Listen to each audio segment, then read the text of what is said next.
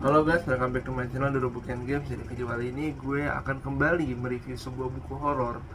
Setelah sekian purnama gue tidak mengupload channel YouTube gue.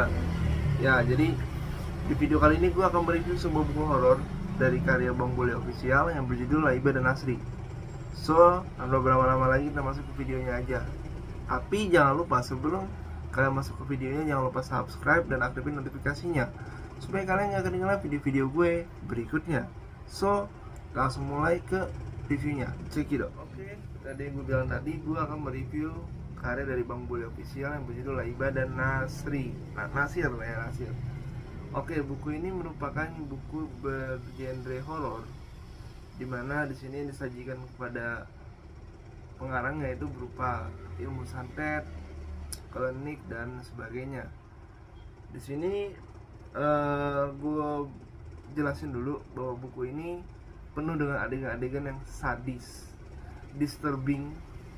Jadi kalau kalian yang udah biasa baca buku kayak thriller atau Simple Man dengan karya santet yang horornya gore dan disturbing itu, harusnya kalian sih aman ya.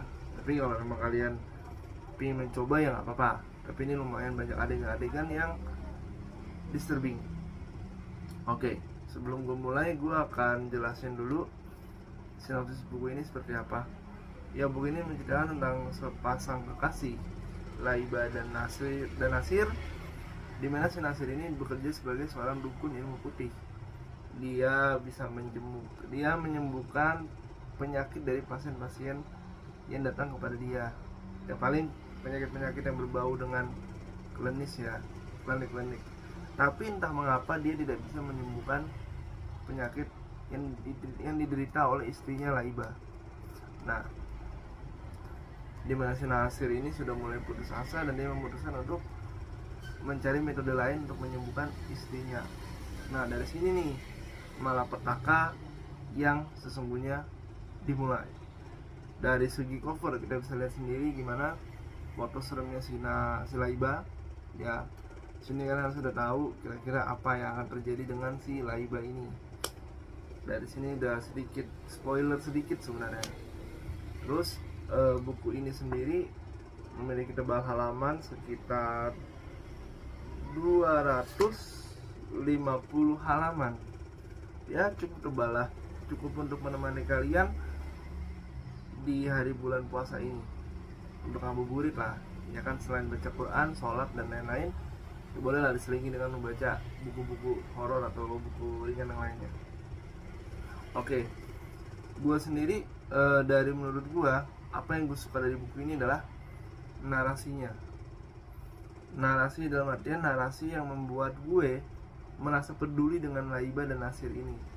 Di sini karakternya lumayan banyak. Tapi ada beberapa yang jadi selingan doang. Tapi ya tetap difokusinnya kepada Laiba dan si Nasir ini. Di sini gue sangat peduli, dimana gue merasa kayak gue iba terhadap Nasir yang melakukan berbagai cara untuk menyembuhkan Laiba. Di sini Laiba juga mencintai Nasir sepenuh hati, walaupun dia sudah tidak berdaya karena penyakitnya, dia tetap mencintai Nasir. Dan Nasir pun juga sama, tetap setia sama si Laiba ini. Dan kemudian yang gue suka lagi adalah karena beberapa kejadian di sini nih kayak seolah-olah tuh kayak alami gitu, kayak apa yang dilakukan Nasir itu ada alasannya.